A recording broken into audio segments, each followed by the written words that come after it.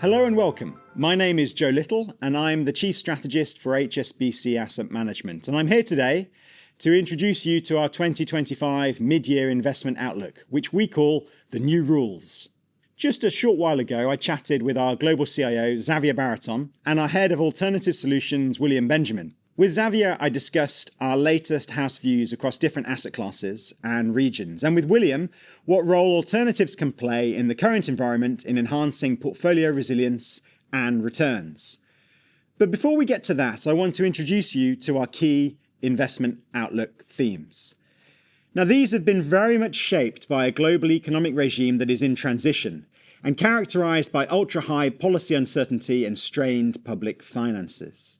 Amid a US economy that is looking less exceptional, Western growth rates are converging.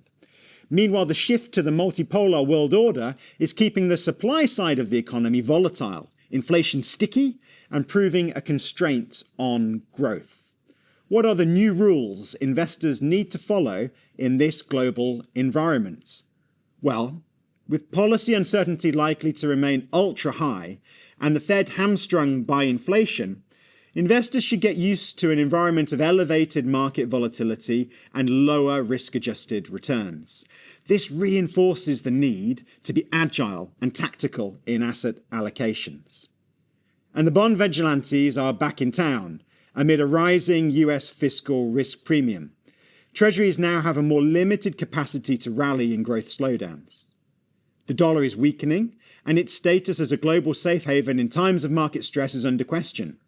This calls for new asset classes to diversify portfolios and a rethink on currency hedging strategies in portfolios as well. The end of US exceptionalism means that asset classes that have been overlooked for years now have a chance to shine. Europe, Australasia, and Far East stock markets continue to have low valuations, improving profits growth, and ready-made catalysts in the shape of policy puts and policy support, especially in China and in Europe. A weaker dollar, in particular, supports emerging market returns in stocks and in local currency bonds. And although competing economic philosophies have adverse implications for overall global growth and inflation, a silver lining is lower EM country correlations and a new source of portfolio diversification for investors. So earlier on, I spoke to our global CIO, Xavier Baraton, about the house view for the next 12 months. Let's have a look at what he had to say.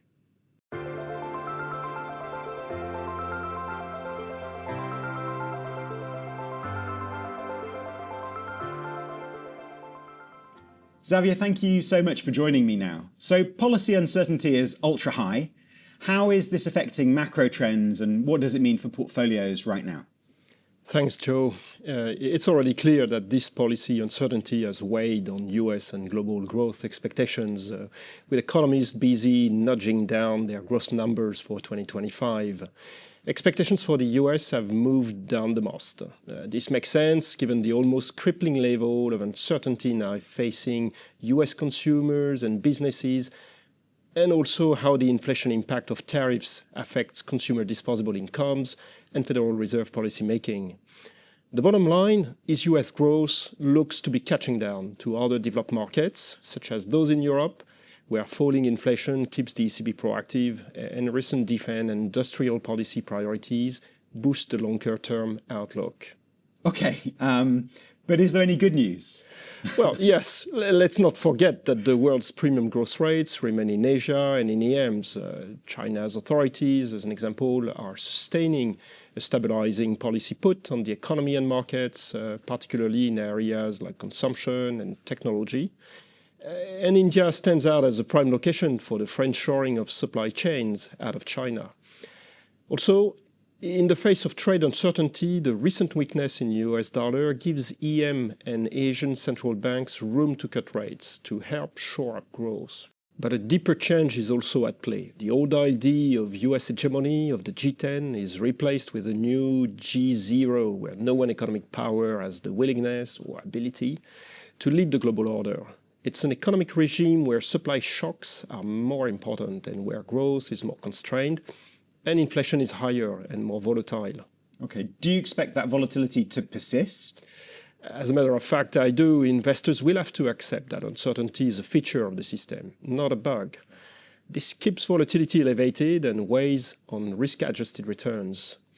Recent market action has also seen correlations between US bond yields, stocks, and the dollar go haywire. It's clear that policy uncertainty and questions around debt sustainability is undermining investor assumptions on the perceived haven properties of US assets. To us, this reinforces the need to add other assets that could help build portfolio resilience, really. This can include other parts of global fixed income, such as European duration and selective high-quality public and private credits. Not forgetting other liquid risk mitigators, such as macro hedge funds and gold. They can also provide ballast to portfolios. And for global investors in US assets, currency hedging strategies may play an increasingly important part of the decision-making process. Okay, thanks, Xavier. That's very complete and very interesting. You've touched upon the idea of US exceptionalism coming to an end. Can you talk in a little bit more detail about the thinking behind this?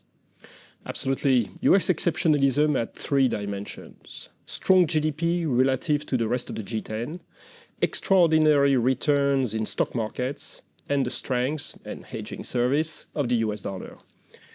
Now, each of these features is either challenged or reversed by recent events and the changing economic regime. Macro vibes for the US remain adverse, and as US profits growth sequentially cools, profit growth in EFI is improving.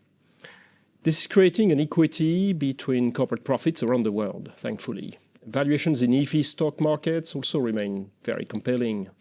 And although this has been the case for a while, admittedly, the difference now is just as investors are looking at a more challenging and uncertain US policy backdrop. Policy puts and policy support have expanded elsewhere. In Europe's case, falling inflation means there is a big gap between ECB and Fed rate cut expectations over the next year, while Germany's relaxation of its fiscal rules looks to be a game changer for us for structural growth. This can provide a powerful catalyst to unlock value in these markets on a longer-term basis. Okay, thanks, Xavier. That makes a lot of sense. And finally, can I ask you how you think we should be looking at the emerging markets and frontier markets in the current situation? In the era of US exceptionalism, EM returns were in the backseat. We think that changes now. Really. I've already talked about the positive macro trends favoring EM, but there's more going on that should keep investors excited about EM prospects. A structurally weaker dollar, in particular, allows EM central banks to be proactive and supports emerging market returns in stocks and local currency bonds. I mentioned earlier China policy stimulus, which has included rate cuts, targeted easing, credit support, and support for financial markets. This has been a critical factor in keeping growth ticking along, with more support likely to be delivered in the coming months to help achieve the government's 5% growth target. But at the same time, there have been some astonishing developments in the tech space, including DeepSeek, EV battery technology, and humanoid robots, to name a few areas that have shrunk the moat around US tech dominance. We expect this to be an important market driver in the coming years. As the shift to a multipolar world continues, country correlations are likely to fall, and we can see this most readily in the divergence of China and India market performance in recent years. This creates a strong argument that EM allocations should reflect a greater importance of country effects. But it also means EM exposure can offer portfolios a powerful source of diversification, just as US assets look less reliable in this respect. This logic also applies to local currency bonds, where there is greater sensitivity to macro stabilization efforts over recent years. India is a great example, having moved from one of the fragile five to now being a structural star. Frontier markets in particular look interesting right now. offering superior growth and earnings potential, but with lower volatility and less demanding valuations. Many thanks, Xavier. That was really interesting and a great insight on our asset management house view. That was Xavier Baraton there with his thoughts on the house view. And I also had the chance to speak with William Benjamin, our Head of Alternative Solutions at HSBC Asset Management. William was joining me today from Hong Kong. Let's see what he had to say about the outlook for alternative assets.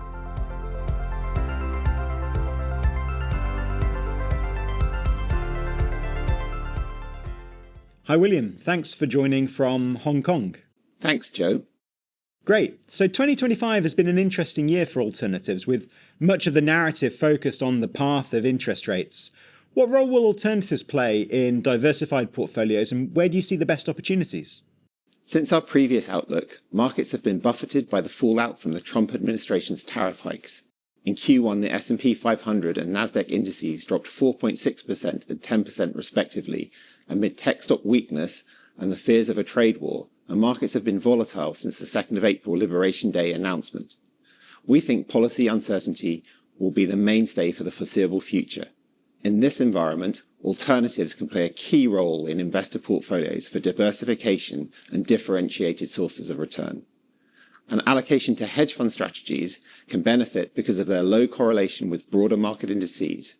They can significantly improve the risk-return profile of a traditional portfolio whilst providing potentially significant downside protection. For example, a typical balanced hedge fund portfolio insulated against 90% of the market falls in the first quarter of 2025.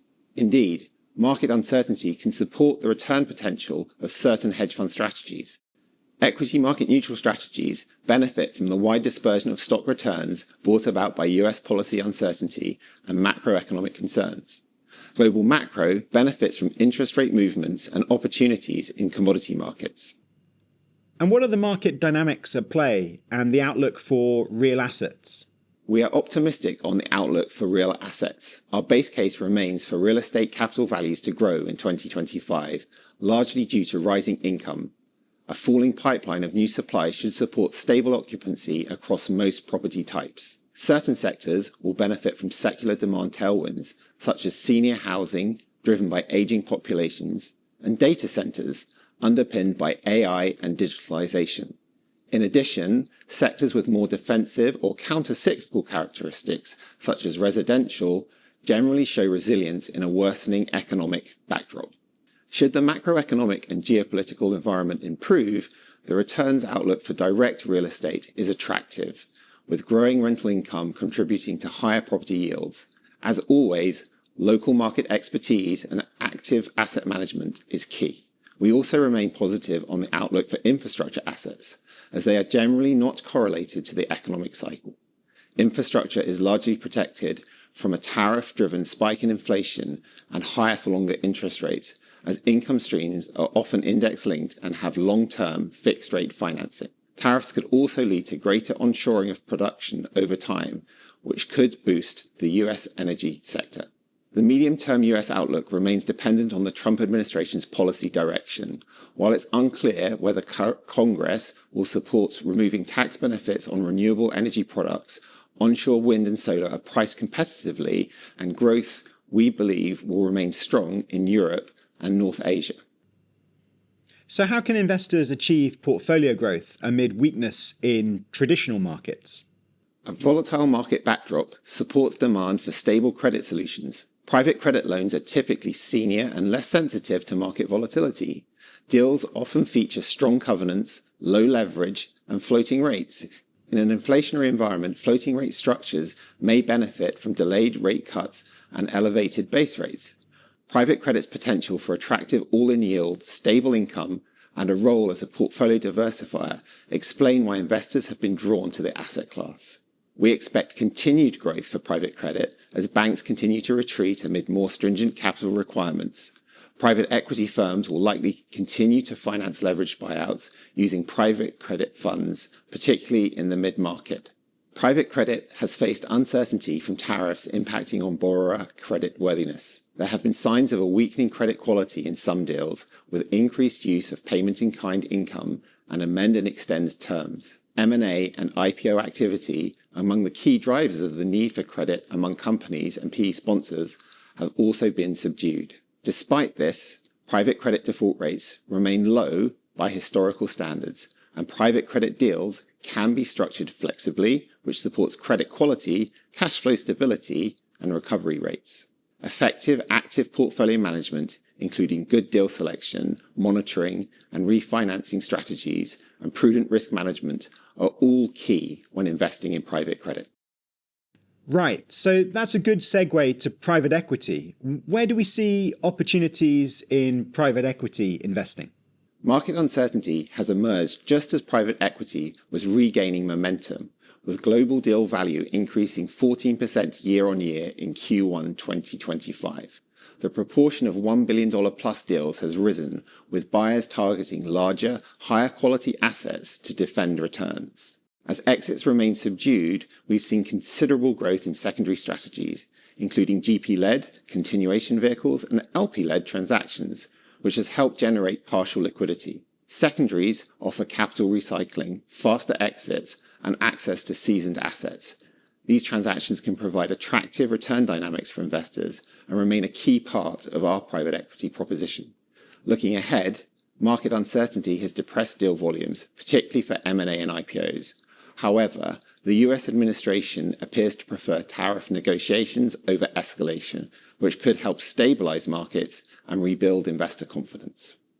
There are reasons for cautious optimism.